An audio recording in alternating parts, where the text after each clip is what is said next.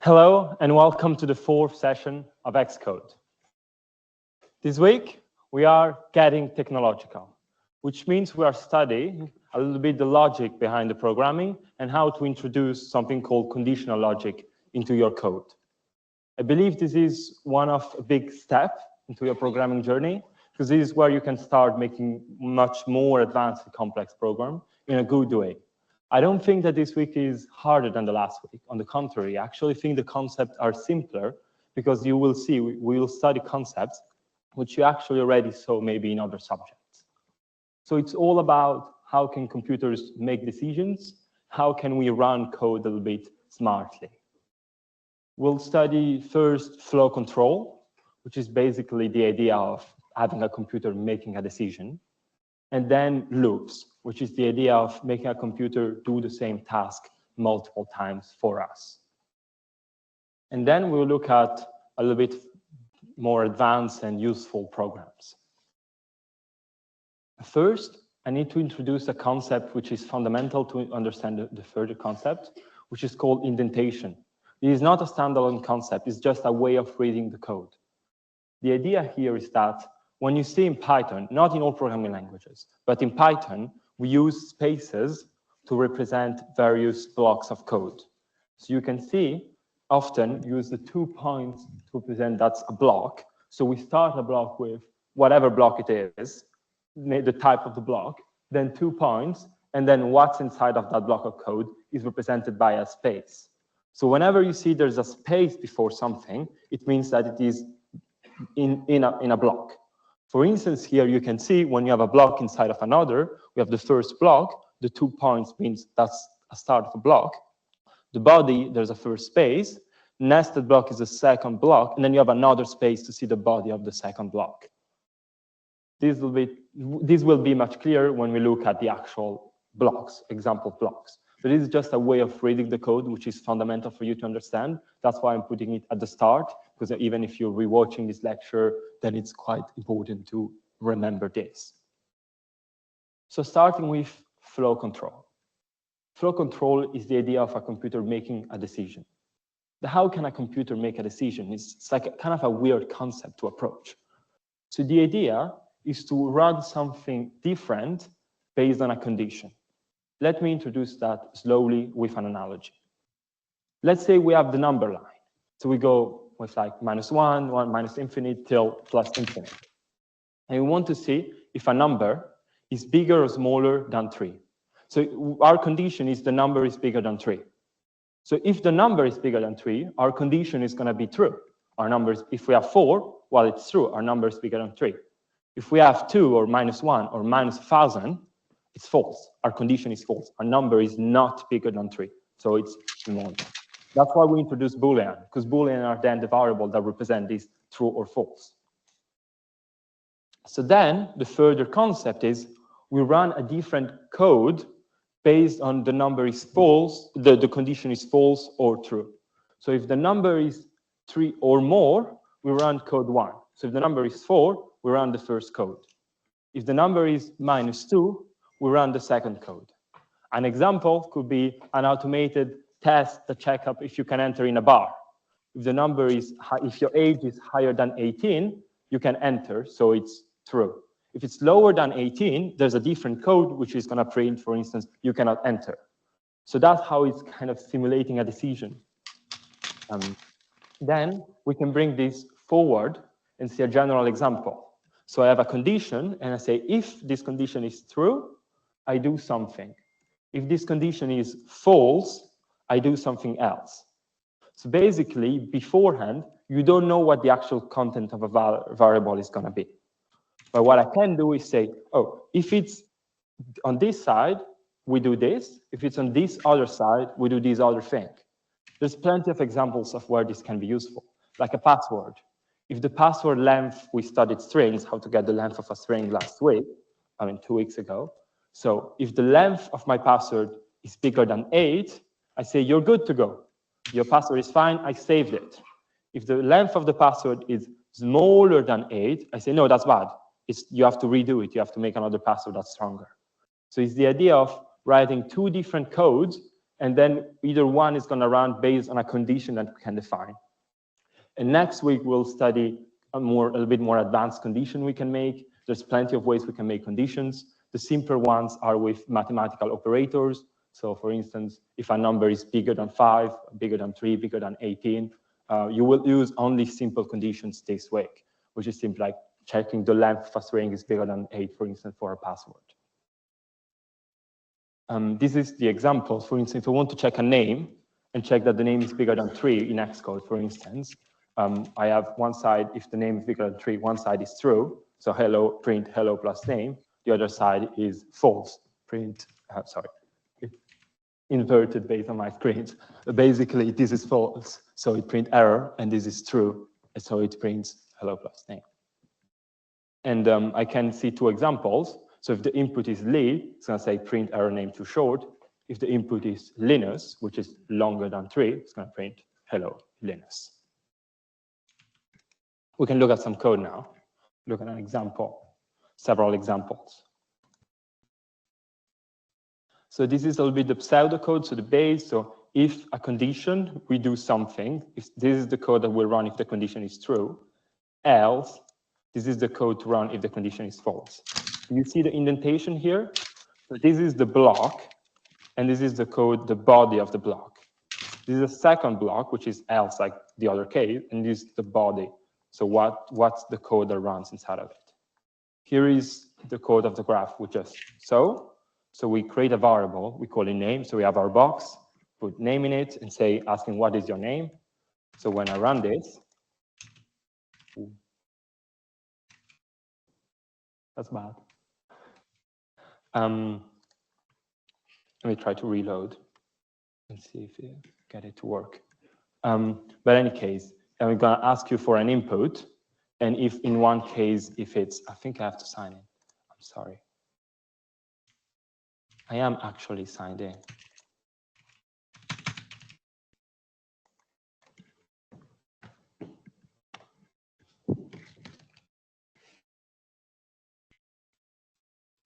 But the idea, we can continue without running the code, maybe. The idea is that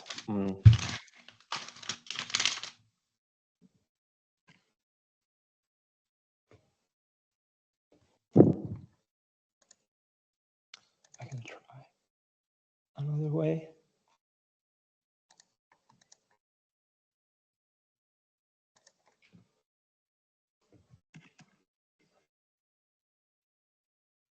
Yes, it's working.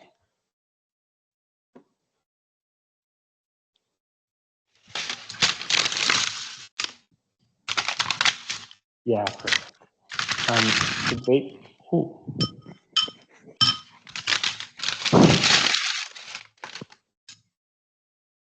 So basically, the idea is that it or is here. It not? With like a lock? Okay, yes. It's a little bit bugging. This day has been, everything's been bugging. I actually tested it and it was running just before the session just fine. Okay, finally. So when it asked me, what is your name?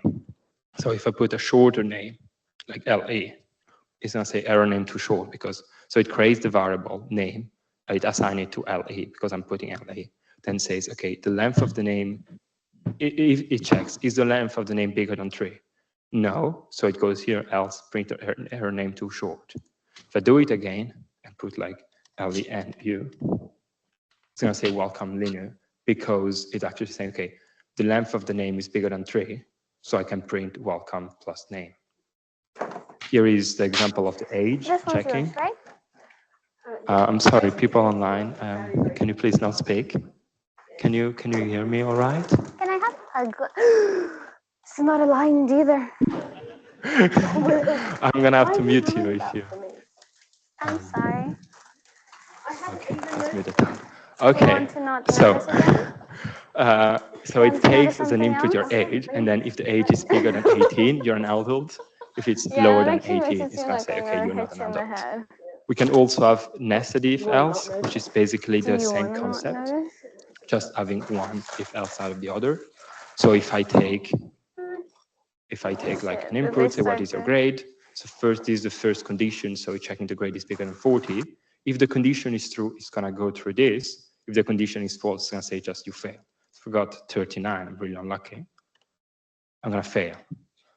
Then if I have like 41, it's gonna say, okay, this condition is true, so I run this other if-else, then say, okay, grade is bigger than 70, no, it's false. So when it's false, run this, so it's print you passed, but you did not pass with a first. So I run 41, and then if I put like 71, or it's gonna say, you're gonna have, you pass with a first. We can see that the condition is here, so it's put the variable grade is bigger or equal than 40, and that's how we do a simple condition.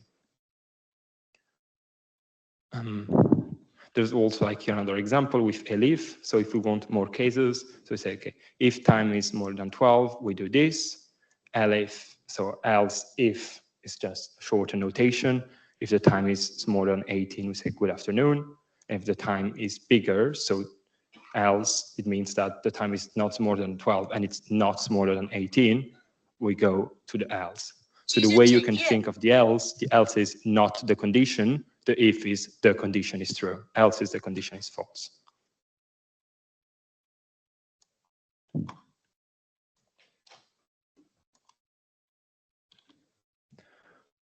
So that is all for the simple while loops. If-else a condition. We are now going to study while loops and loops. So first was the idea of conditional and flow control. It's quite simple, just running two codes based on a condition. And next week, we're going to see how to make this condition a bit more advanced. The really simple condition you need this week is literally, is it equal to something, or is it bigger to something, or is it smaller? So for that, use the mathematical operators, so bigger than, smaller than, or for equal. This is an error a lot of people make, so I want to point that out before the workshop. You need to use two equals to say something is equal to something. So if we want to check, for instance, is the grade equal to 15, you have to use two equal in the if-else. This is because a single equal, we already use it to assign it to a variable. So when you create a variable, use a simple equal. So when then use an if-else, use a double equal, so 2 times equal, to check if a variable is equal to something. Now we can study loops. So loops is the idea of doing the same thing multiple times. So let's say if I want to print hello 1,000 times or 100 times. One option is I write the line hello, print hello 100 times. As you may guess, this is not the best. What I'll do is I'll write something to my code that says, please do this 100 times, and I'm like, print hello. So now if we see an example of a diagram, here we go. We have a code, so we arrive to the code, and while a condition is true, we continue running that code. And then when a condition becomes false, we stop running it. So for instance, if I want to say print 100 times hello, I say I have a counter, and so I say initialize, so start a counter at 0. At every loop, I do counter +1, and when the counter reaches 100, I stop. So my condition is the counter smaller than 100? We're going to see this as an example in code just now. And the simpler type of loop, or really simple type of loop, is a while loop. So a while loop is exactly the same diagram we just saw. So while something is true, I run some code. When this condition becomes false, I run some other code. Obviously, I have to update my condition at every loop. Otherwise, it will never end. Let's see the example of the name. So remember with if-else, what we just saw is that if I have a name and I want to ask the name, if it's the length of that name is smaller than 3, I say, okay, your name is too short. If it's bigger than 3, I can say, okay, your name is all right. But then what happens if I want actually the person to instruct to put another name? Or with the password thing, what if I say, okay, please put your password again? Well, an option is to use another if-else. But what if they get it wrong again? I have to put 1,000 if-else, all nested? No, what I do is I use a loop. So I can say, while your name is smaller than 3, or while your password length is more than 8, you ask again what is wrong name, put your name again. Or wrong password is too short, put your password again. And then, after when you put like a long enough password or a long enough name, I say, okay, the condition becomes false. And so I go and I say, okay, hello, or your password is all right. So this is the diagram. So let's start. I take name as an input. Then I say, while the name length is more than 3, if the name length is more than 3, I print error name too short, and I ask for the name input again. You can see the condition that I'm evaluating is the name, and inside of the loop, so this side is the loop, I'm actually updating that condition. So I'm asking for the name again. And then when the name is actually longer than 3, I can print the other side, which is print hello plus name. An example of this will be, like, you can follow the arrows, the numbers and the arrows. So I start with name is equal to Lee. So the condition is going to be true, because it's smaller than 3. So I'm going to have to say, okay, error name too short. Please put your name again. And then the person put Linux. So I go back again and say, is the name length more than 3? This time, no, it's false. So I run the other side and I say, okay, hello, Linux. And then I can continue running other code. So that's the main concept. This is an example that you will have to do during your workshop. It's here if you need help, if you want to see the conceptual program, which is going to be creating a guess the number game. This is going to be your first activity. But if you need help, the first task is writing the conceptual program. But if you need help, I've done it. So you can use this. And so the game you will have to create for the beginner task is guess a number, which is basically you play with a computer. The computer generates a random number. And then you have to guess what number is it with a loop. And then it gives you, based on an if-else, if it's true, too low or too high. We can look at some examples for while loops. So the pseudocode is this. So while a condition, I do things, and then I have to update that condition. And then when the condition becomes false, I run some more code. So here we have a name length checking code. So I can create a username like LE and say, while the length is more than 3, asking again. So I put L. I can do it 1,000 times. When it's going to be lower than 3, it's going to ask me again. Then when I put a longer username, it's going to say hello. So here is the idea. This is a block. This is the main block. This is a type of block. So we see this is a block, a if block. This is a while block. This is the condition. So the length of the username is more than 3. And then this is actually us updating that condition. So saying, okay, put a new name.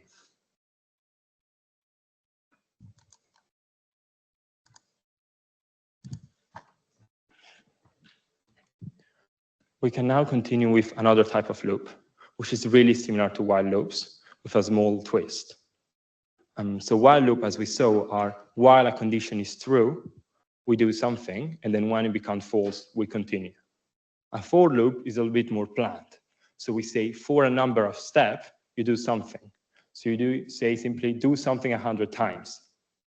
Usually what we do is a little bit different, is we have a start point and a end point and an iteration.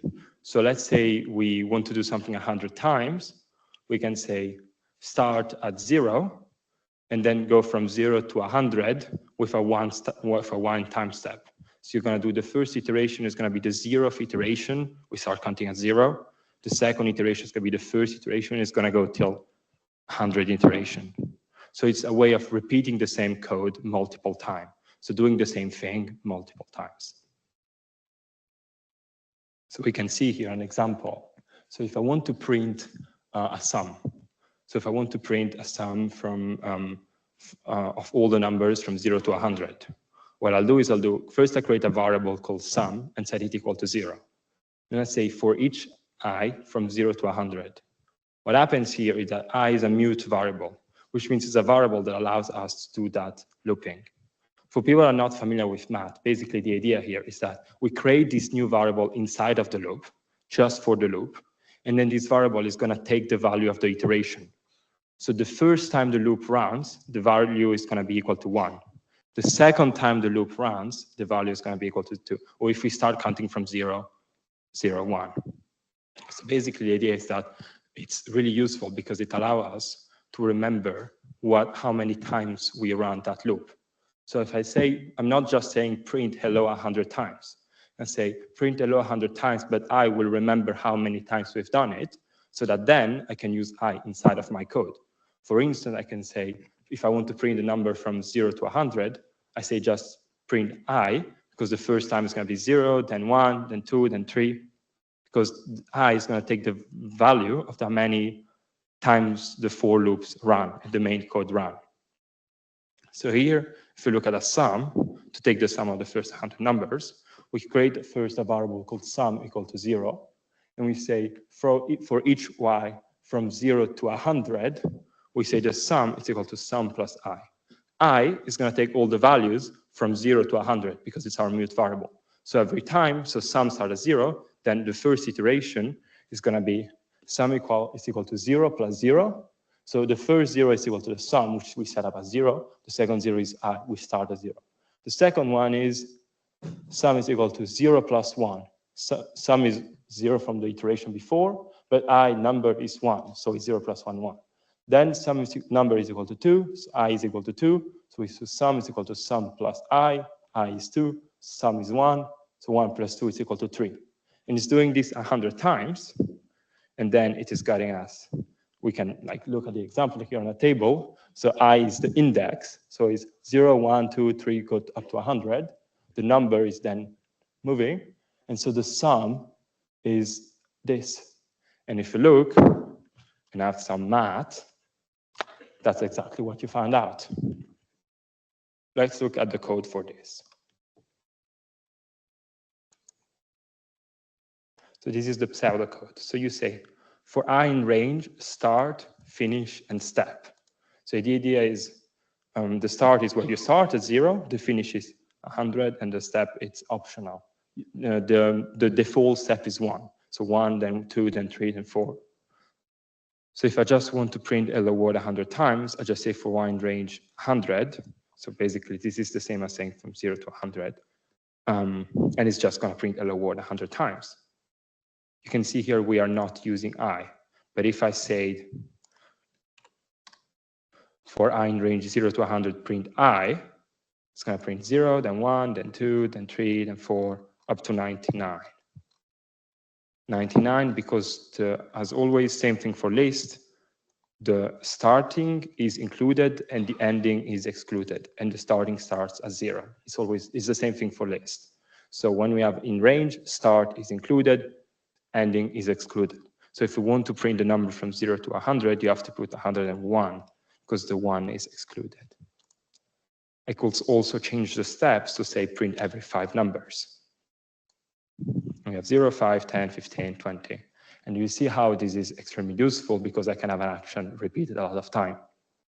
This continuing our examples of the emails from 2 weeks ago. If I have my emails, I can say all my emails saved in a list. I can say for all the emails in the list, send them, or like do a for loop and every one of them to the same code 100 or like 1,000 times and send 1,000 emails. So now we have the example of our sum. So we have total sum is equal to 0 for y in range from 1 to 101. You can see 101 because we're excluding the 1, so it's still 100. Total sums it's equal plus equal to y is the same as saying it's equal to total sum plus y.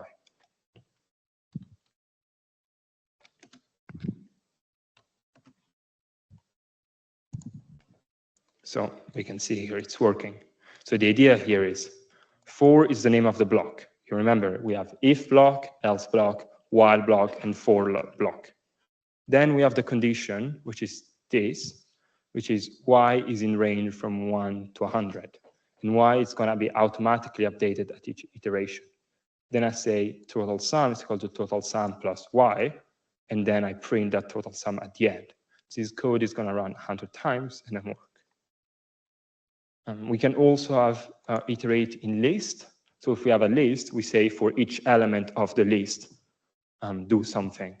So this is the same thing when I say email. I saved my email in a list. And when I say for I in list, it's going to literally take every step, like every single email that is an element in my list. So here, taking the sum of a list, for instance, I have a list of number. When I say, so I start a total sum at 0. I say for num in numbers, so this can also be y. Y is, as I say, the mute variable, so you can name it as you want. And I say total sum plus equal to Y. And so you see, you have the sum of the list. I'm going to explain that again just to make sure it's extra clear. So you start with a list. It's a list of numbers, integers. 4, 7. What we do is also initialize a sum, which is equal to 0. We start with 0. We say for Y numbers, so Y is going to take all the values inside of the list one by one. So the first time we run the loop, I is equal to 4. So here is saying total sum, so 0, it's C plus equal, so it's equal to total sum plus I. I is 4, so total sum is equal to 4. Then it does it again and say, for I numbers, it's the second time, so I is equal to 7, say total sum, which is equal to 4, plus equal I plus 7, 11. Then it goes till it's equal to 29. So it's running the same code multiple times inside of the list.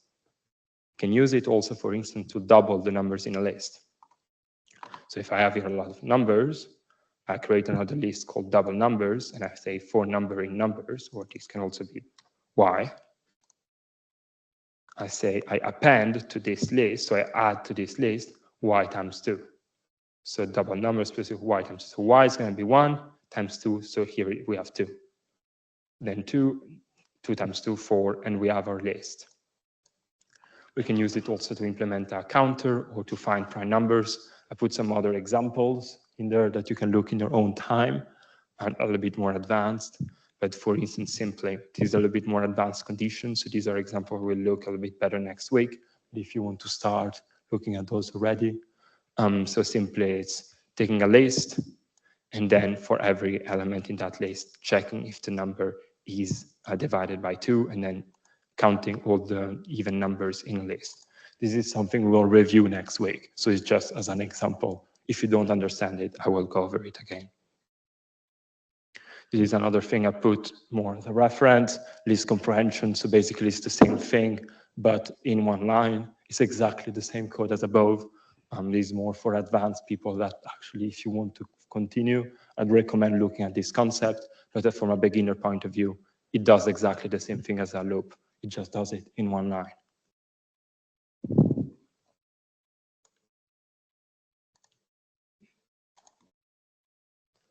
So we talked a little bit about loops, that you need to always update the condition in a while loop. Just wanted to give you an example. So it's called infinite loops, and it's an error in programming. If your condition will never be met, your loop is never going to finish, and your computer, like if it's never going to be false, your computer is going to burn. I mean, like not now, because modern computer recognize it, but still, I don't know what's the exact date. But in the past, if you would put a wrong, like a loop that will never finish, computers will literally overeat and burn. Nowadays, fortunately, your computer will recognize it. So if I go here and run an infinite loop on purpose, so an infinite loop is something that will run forever. So while through print this loop will run forever, it will not crash my computer. It will just, because it's going to automatically add a delay.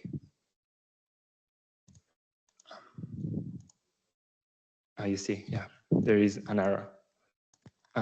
Hopefully, that happens, because if it does not, it means your computer will literally burn, because it will just try to do the same thing a lot of times in a row without stopping. But nowadays, computers just recognize it and stop themselves, and especially collapse. But for instance, is an example, if you have a counter and then say, okay, while counter is -10, but then you don't update the counter, it's never going to go out. So make sure before running some code, your counter is actually going to be updated. These is 2 examples I wanted to take of actual implementation. So these are above, just to see examples of things that can happen with loops. So if we go here, this is how I generated the Excode IDs. You don't have to understand, this is just like long-term examples. What I did is I imported some packages, which is a concept we'll see in 2 weeks. So the idea is I just took someone else's code into my code to generate random IDs. And then I say, for every ID, you first started with EX, then you continue with ST, which is a student, and then around like your workshop room number, which is 01 or 02, depending on your workshop room.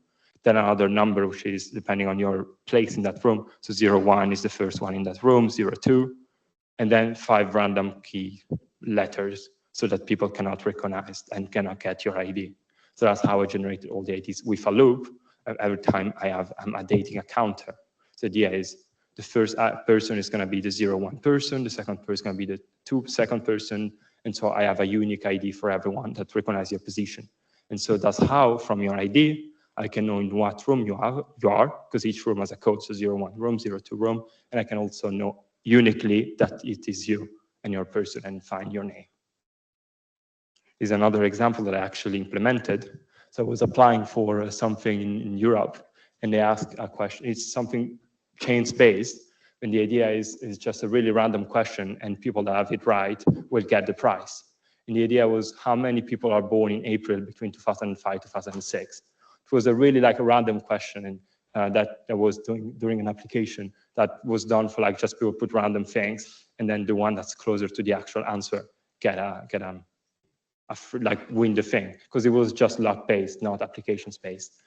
And so obviously I did some nerdy things. So what I did is I downloaded the data from the people born in that year from every country in Europe. Then for every country, I downloaded the percentage of people born in April from that country.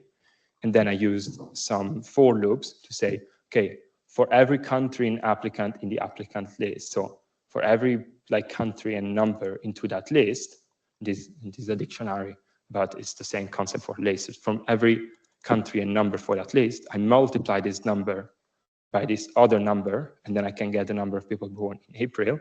Then I use another for loop to do the sum of all of this. Then I applied it, and I got the actual price. So that's an example how you can use code to get yourself ahead in examples. So I downloaded all the data of all the people born in a specific year, all the people born in April, multiplied it, then summed it with for loops, and I got the total.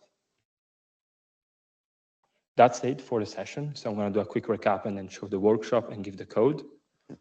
So we studied 3 main concepts. So if-else, which is like flow control. So if we have a condition, if that condition is true, if this condition is true, we run something. If that condition is false, we run something else. Then we add while loops, which is while a condition is true, we run something. When that condition becomes false, we run something else. And then we add for loops, which is for a specific range, we do the same thing. So like 100 times we do that, or for a number of items in a list, we do something.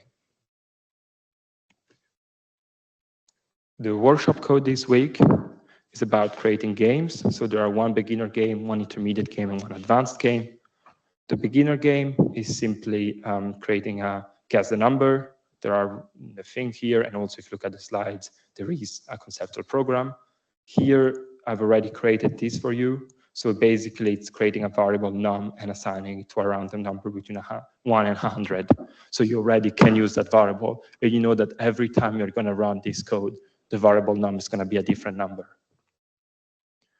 Then the intermediate one is a rock, paper, scissors game. There are 2 ways to code it. One is using actual strings, the other using numbers to represent the position. And you can just code that out. There's plenty of tutorials online as well if you need. And finally, the advanced one is a general game.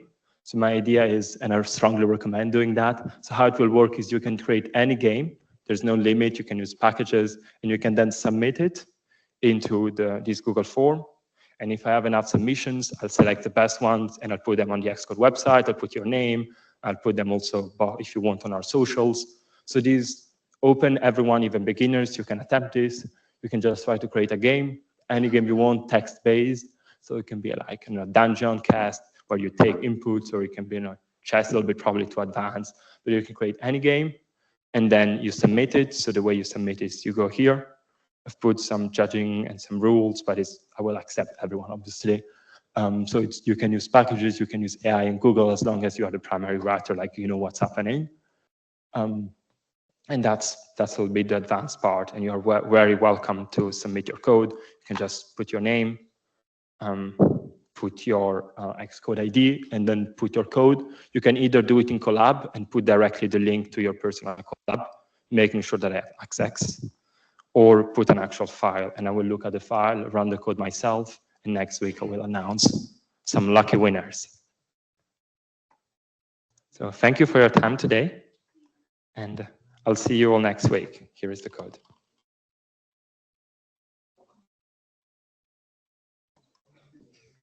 Thank you for coming.